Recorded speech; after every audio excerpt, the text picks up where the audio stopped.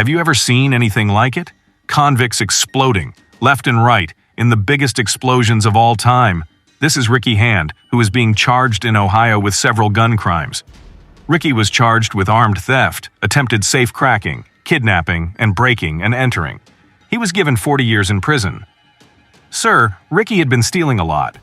After years of practicing, he probably felt pretty good about his thieving skills. But the night he tried to rob John's drive-thru in Springfield, Ohio, things quickly went bad. In this video, the shop owner is seen starting to close down for the night, but Ricky Hand had other plans. As he approaches the door, the owner, armed with a gun, fires at him to scare him away. The shop owner then called the police to report that a man had been shot during an attempted robbery. "Emergency, this is John's drive-thru West Main Street.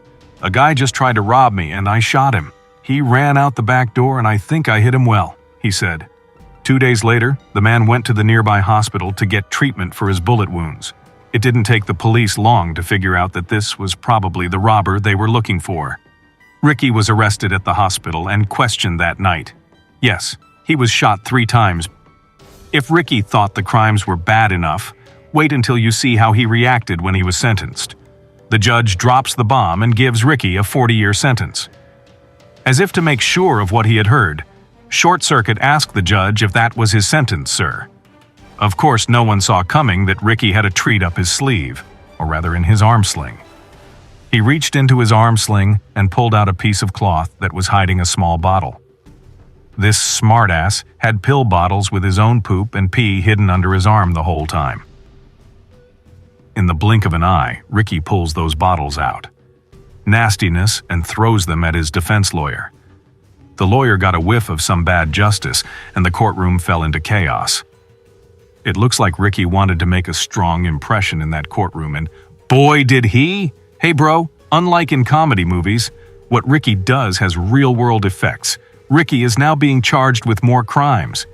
5 counts of harassment with bodily substances, 1 for his lawyer, and the other 4 for the poor deputies who were caught in the crossfire.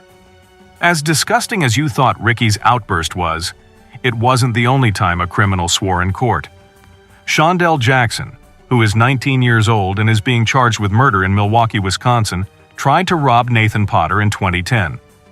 Potter was a 21-year-old student at the University of Wisconsin-Milwaukee who was walking back to his apartment. Luckily for them, Potter wasn't carrying any cash, but Jackson didn't just walk away and call it a failed robbery. Instead, he shot Potter, tragically ending his young life. Now you'd think that someone who was found guilty of first-degree intentional homicide and robbery would feel some remorse, but Jackson showed none during the trial. After such a terrible disaster, they didn't feel bad about what they did and even laughed at Potter's family. It's enough to make your blood boil. Nathan's father gave an emotional victim impact statement during the trial. He asked for the harshest sentence possible and said Jackson's acts were pure evil. He also said, "Nothing can be said to bring back our nation, but your sentence can ensure that." Being free, Shawnell can't hurt someone like this again. Things went crazy when the judge finally dropped the hammer and gave Jackson a life term with no chance of release.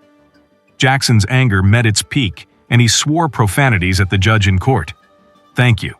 The scene quickly turned chaotic, and court officers had to step in and tackle Jackson, even using he was put under control by pepper spray. But the chaos didn't end there. Jackson's family couldn't help but join in, sitting in the back of the courtroom. They insulted Potter's mother, spewing hate, as if she were to blame for Jackson's horrible crime and sentence. Jackson's behavior was very confusing for both the victim's family and the people watching.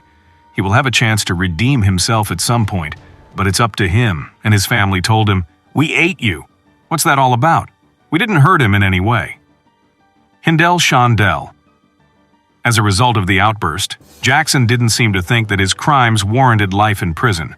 However, he wasn't the only prisoner who thought they deserved lighter sentences. Manson Bryant was facing charges for multiple crimes, including robbery and kidnapping in Ohio. Restitution is a case that Judge Lucci has seen before.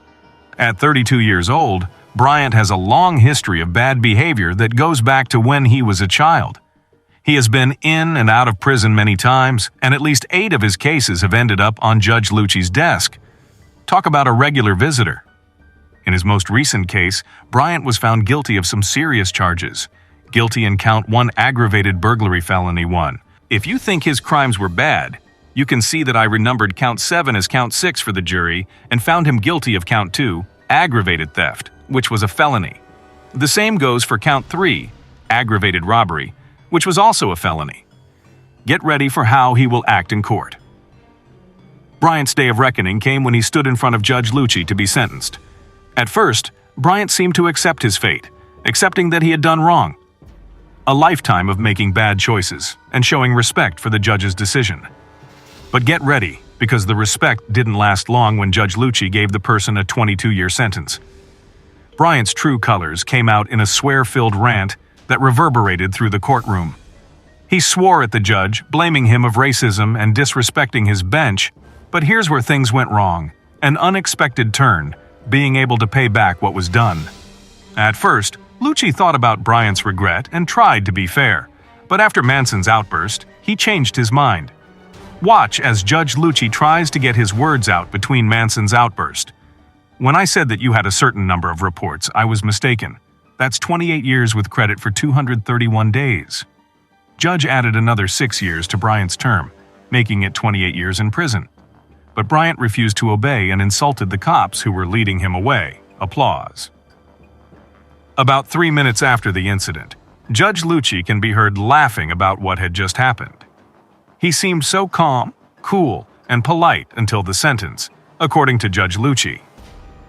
This wasn't the first time Bryant had done something like this. Had been so disrespectful, the extra 6 years were thrown out by a higher court. It wasn't written down.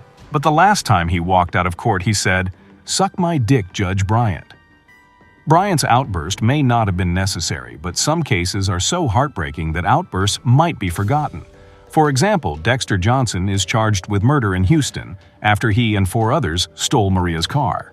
In 2006, the gang held a couple at gunpoint while they took their things and then drove them around Houston. Aparici and Hoy were her boyfriends. Johnson and his partner Keithran Fields tortured and humiliated them in a horrible way. Police said that Maria Aparici and her boyfriend were shot in the head and left in the woods.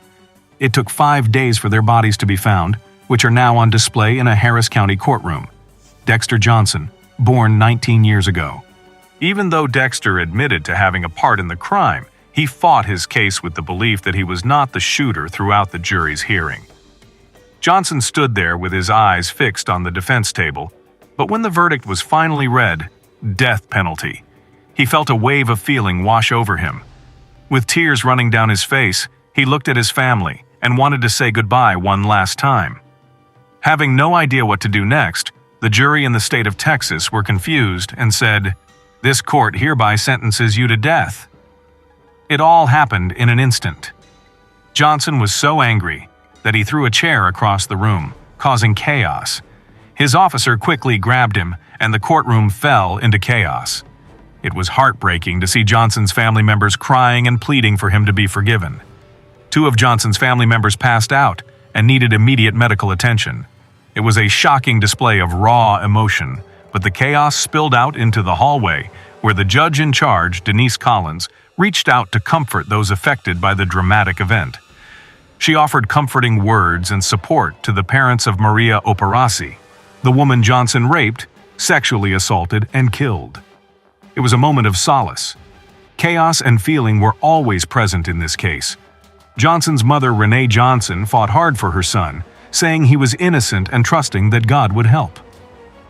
Prostaglandin Aparici, Jr. The sad father of Maria Aparici talked about his pain and how his daughter had been abused. In a way, Johnson got what he earned, and his outburst was reasonable. However, there are other prisoners whose behavior is unacceptable. Eric Penland, a Ohio man charged with child harm, was found guilty of violently shaking his baby son, who was blind and unable to move. The abuse occurred when the child was just a baby. Sharon Lawson and her husband took in Penland's baby when he was 3 months old, having been foster parents to disabled and abused children for a long time. The victim, now 2 years old, was officially adopted by the Lawsons a few weeks before Penland's sentence. The prosecution stated that Penland would have to depend on others to bathe, dress, and feed the boy for the rest of his life. The prosecution also brought up Penland's past criminal history, including theft arrests and a federal guns charge. The prosecution asked for the harshest punishment possible, and Penland was given the harshest punishment possible, 11 years in jail. The baby miraculously lived through his injuries after Penland learned that he would spend the next 10 years in jail.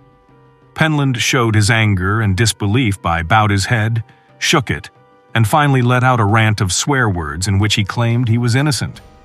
The video of serial killers describing why they killed in court is essential for understanding the shocking events in the case.